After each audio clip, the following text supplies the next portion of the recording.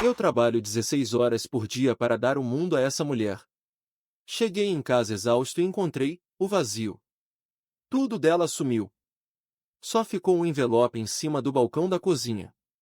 Quando li o que estava escrito, meu coração gelou. E o dela? Só começou a bater diferente quando percebeu que, dessa vez, eu não ia correr atrás. Eles dizem que o silêncio mais assustador não é o da escuridão, é o da sua própria casa quando ela para de ser seu lar. O eco dos meus passos no madeiramento do andar de cima foi o som da minha vida desmoronando, tijolo por tijolo, e eu sabia, no fundo da alma, que a mulher que eu amava tinha arquitetado cada segundo dessa demolição. Eu sempre achei que o pior dia da minha vida seria marcado por um grito, um acidente, uma notícia terrível dada por um estranho de jaleco branco. Nunca imaginei que seria o silêncio. Um silêncio tão pesado, tão absoluto, que dava para ouvir o zumbido do transformador do poste da rua lá fora. Tinha acabado de fechar um contrato de US$ 85.000. US$ 85.000 por um projeto de logística que eu havia quebrado a cabeça por 3 meses. Foi suor, foi noite em claro, foi engolir sapo de cliente folgado e chefe pressionando. Tudo pela meta.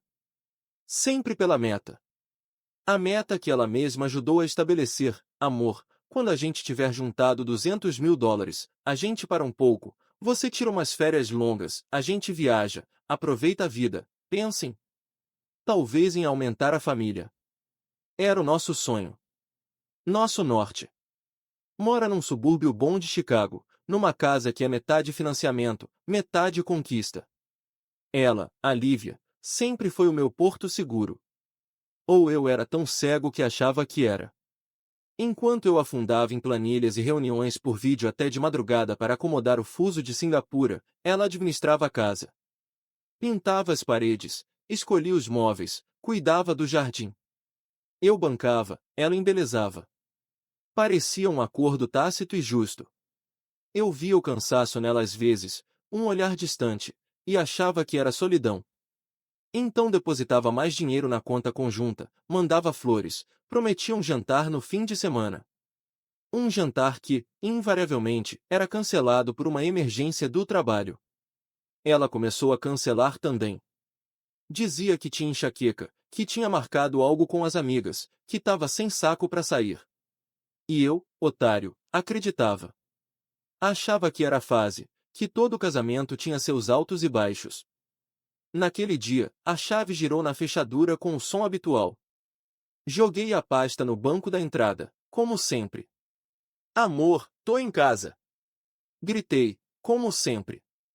O eco foi a única resposta. Estranhei. Geralmente ela vinha da cozinha, ou da sala de TV, com um meio sorriso e um oi, tudo bem. Hoje, nada. Pisei no carpete do corredor e a sensação foi esquisita. O ar estava diferente. Mais amplo. É difícil explicar. A gente conhece a respiração da própria casa, sabe? Aquele dia, ela estava com os pulmões vazios. Fui até a cozinha, esperando encontrar uma nota na geladeira, algo do tipo fui no mercado, já volto. A cozinha estava impecável, mais do que o normal. Brilhante. E fria. Na ilha de granito, no meio daquele vazio polido, estava um único objeto, um envelope branco, empresarial, com meu nome escrito à mão na frente. A letra dela. Linda, cursiva, estudada. O coração deu um salto no peito, mas não era de alegria. Era aquele pulo de quem pisa no degrau que não existe na escada. Lívia, chamei de novo, a voz soando fraca e patética no vazio.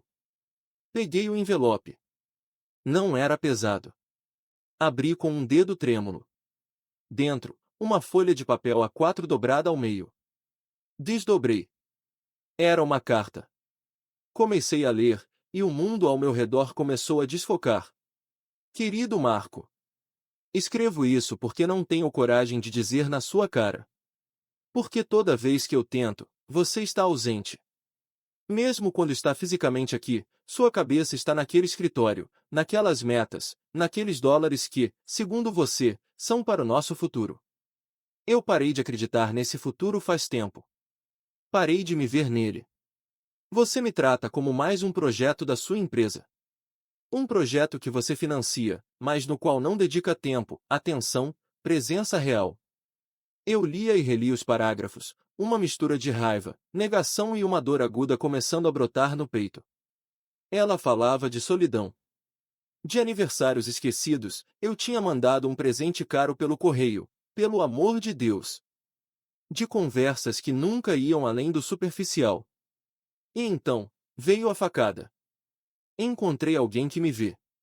Que me escuta. Que está presente. Alguém que não me compra com presentes, mas que me dá o seu tempo.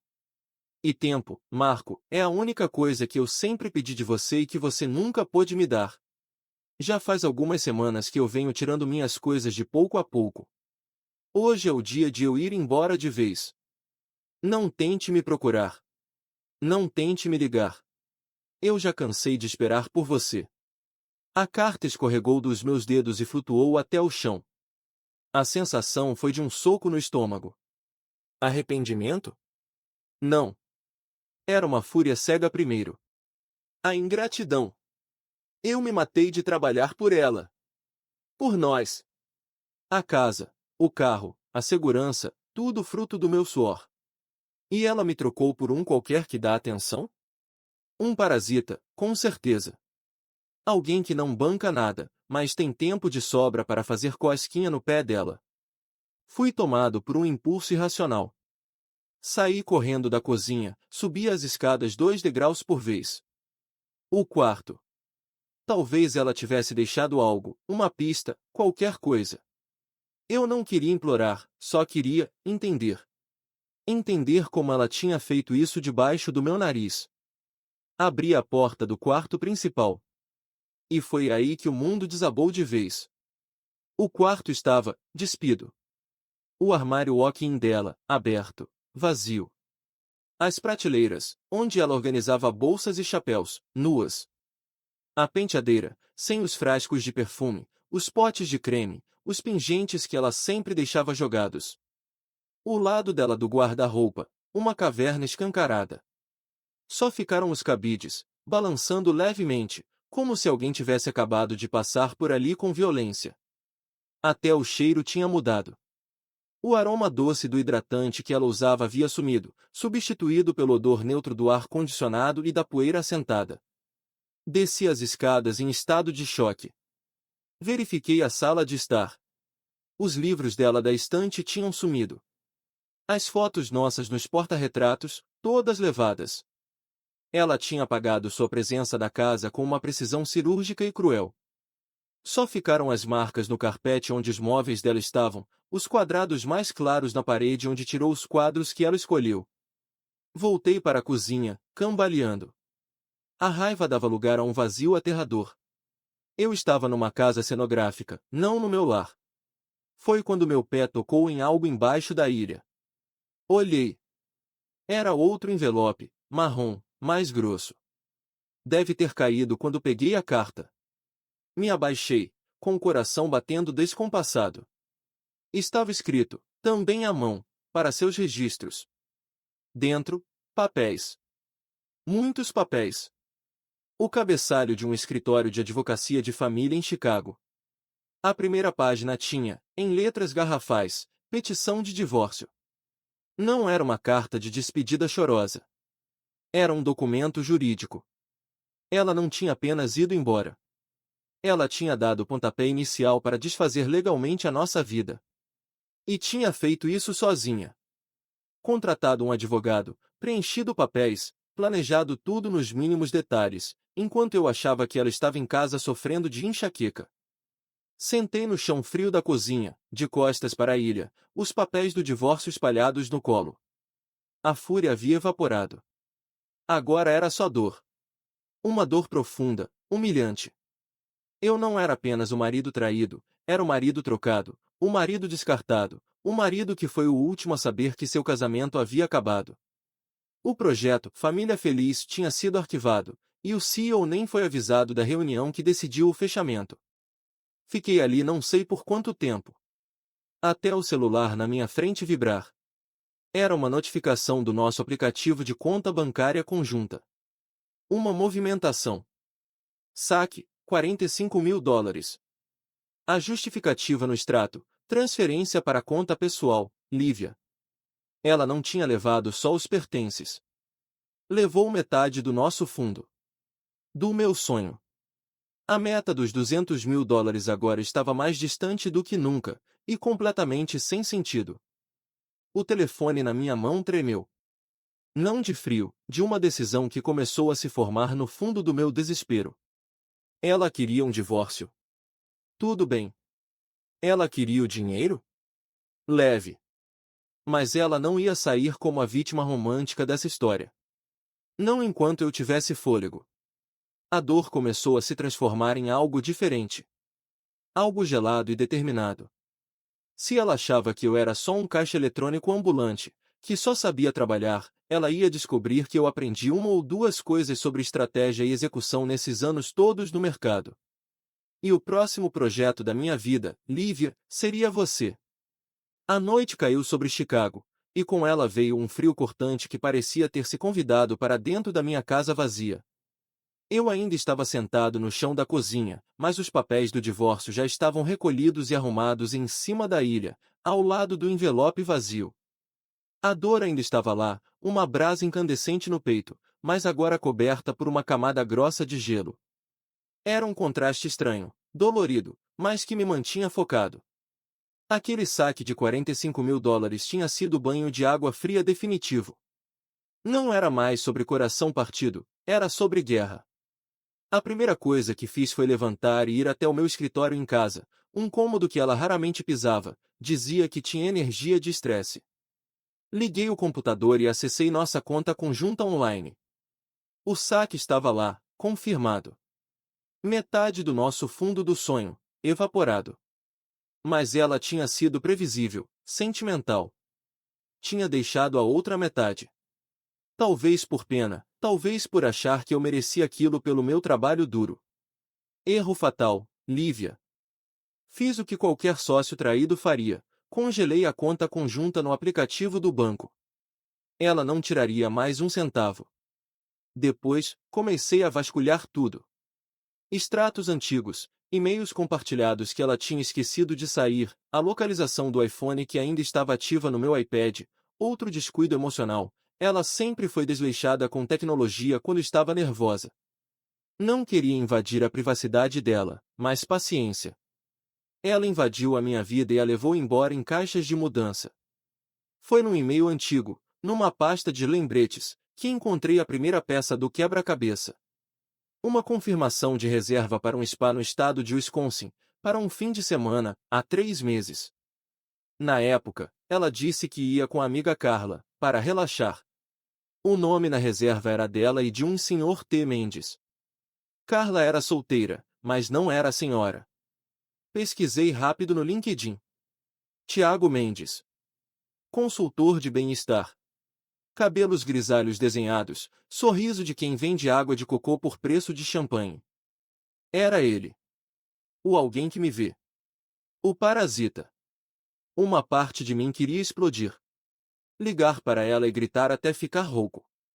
Mas a parte gelada, a parte que havia aprendido a negociar com tubarões, tomou conta. Isso era informação. Era poder. Guardei. Na manhã seguinte, acordei no sofá da sala, com dor nas costas e uma clareza mental assustadora. A primeira ligação foi para o melhor escritório de advocacia de família que eu conhecia, indicado por um amigo que tinha passado por algo parecido. Marcamos reunião para a tarde. A segunda ligação foi para o meu chefe. Contei, de forma seca e profissional, que estava passando por um divórcio complicado e precisava de uma semana de licença não remunerada para resolver questões urgentes. Para minha surpresa, ele foi compreensivo. Faz o que tem que fazer, Marco. A empresa está contigo. Pela primeira vez, alguém estava. O advogado, um senhor de 60 anos chamado Arthur, com ternos impecáveis e um olhar que parecia ler minha alma através dos documentos, escutou minha história em silêncio. Ela já apresentou a petição, o adultério é plausível mas não provado ainda, e já moveu uma quantia significativa de dinheiro, ele resumiu, passando os dedos pelos papéis. E o que você quer, Marco? Só reagir ou agir? Eu quero que ela sinta o peso de cada dólar que ela disse que não valia minha atenção, eu disse, a voz sai mais firme do que eu esperava. E quero sair desse casamento sem dever minha alma a ela. Arthur sorriu, um sorriso sem humor. Então vamos fazer o seguinte. Vamos contra-atacar com uma petição própria. Vamos pedir a restituição dos 45 mil dólares, argumentando que foi uma retirada feita de má-fé, às vésperas do divórcio, para esvaziar o patrimônio comum. Vamos pedir pensão? Não, você é o maior provedor.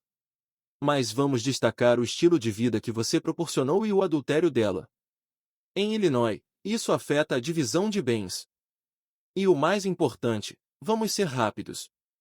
Ela acha que tem a iniciativa. Vamos tomá-la. Sai do escritório dele com um plano e uma dívida de 5 mil dólares como adiantamento. Cada centavo doeu, mas doeu como um investimento. Enquanto isso, as redes sociais dela eram um silêncio total. Ela tinha me bloqueado em tudo. Previsível. Mas o perfil do tal Tiago Mendes era público. E, como um bom vendedor de si mesmo, ele postava tudo. Do suco verde da manhã ao pôr do sol na praia. 2 dias após o sumiço dela, ele postou uma foto de um jantar à luz de velas. 2 taças de vinho. A mão feminina segurando uma taça tinha uma aliança idêntica à que eu tinha comprado para Lívia 5 anos atrás. A legenda: a vida é sobre conexões verdadeiras. Gratidão. O enjoo que senti foi físico. Ela estava usando a aliança que eu dei em um jantar romântico com ele. A humilhação queimou como ácido. Peguei a captura de tela e mandei direto para o e-mail do Arthur. Prova circunstancial do adultério e da má-fé. Ela já está se exibindo em público como solteira, usando os bens do casamento. A resposta do Arthur veio em minutos. Excelente. Já anexamos ao processo. A guerra jurídica estava movida. Mas eu precisava de algo mais. Algo que cortasse a pose romântica dela. Foi então que me lembrei da irmã dela, a Sofia. Sempre fomos próximos. Ela sempre me via como cara certinho, chato talvez, mas que amava a irmã dela. Mandei uma mensagem simples: Sofia, preciso falar com você. É sobre a Lívia. Não estou bravo, só preciso entender. Ela respondeu depois de 1 hora hesitante: Marco, ela tá muito confusa. Acha que foi infeliz por anos. Infeliz com o quê, Sofia? Com a casa? Com as viagens? Com o futuro que a gente planejava, digitei, deixando a dor transparecer. Ela encontrou outro homem, não é? O tal do Tiago. Digitando. Da Sofia ficou aparecendo e sumindo por um tempão. Até que a resposta veio: ela conheceu ele no yoga, fazendo há uns 6 meses. Ela diz que ele é diferente, que a escuta. Marco, ela errou feio em como fez isso, eu sei. Ela tá arrependida do jeito que agiu, de ter tirado as coisas e o dinheiro. Ela só queria te forçar a acordar, a brigar por ela. Mas você nem ligou. As palavras da Sofia bateram em mim como um martelo. Ela tá arrependida do jeito que agiu. Queria te forçar a acordar. Então não era um plano frio? Era uma jogada de desespero? Uma tentativa idiota de chamar minha atenção? A raiva voltou, mas agora misturada com um nojo profundo.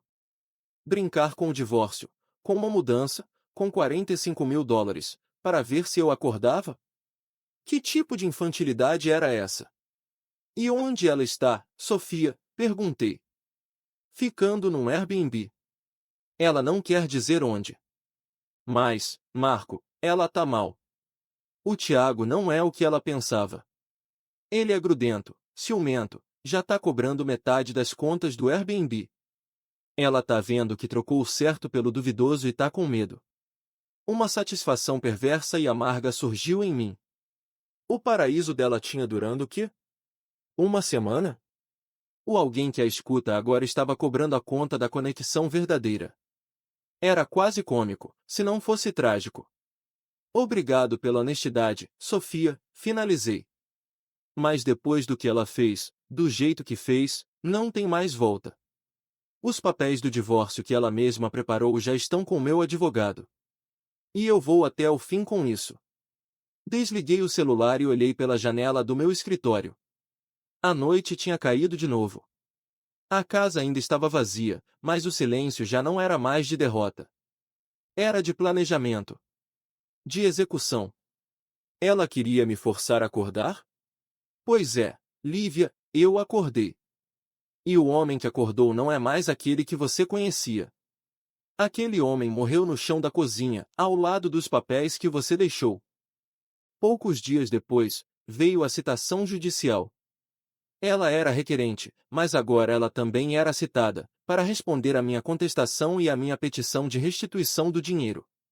O choque dela deve ter sido monumental. A jogada dela tinha saído pela culatra de uma maneira épica. Foi então que, depois de quase 2 semanas de silêncio absoluto, o meu celular tocou. Um número desconhecido. Atendi, sem dizer nada. Marco.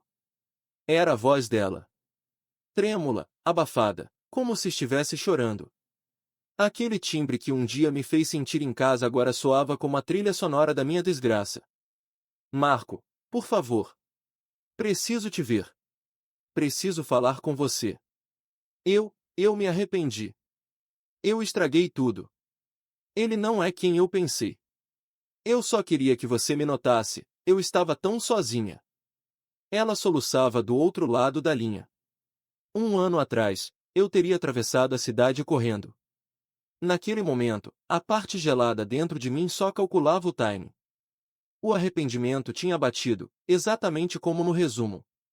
Mas não era o arrependimento de quem machucou alguém que ama.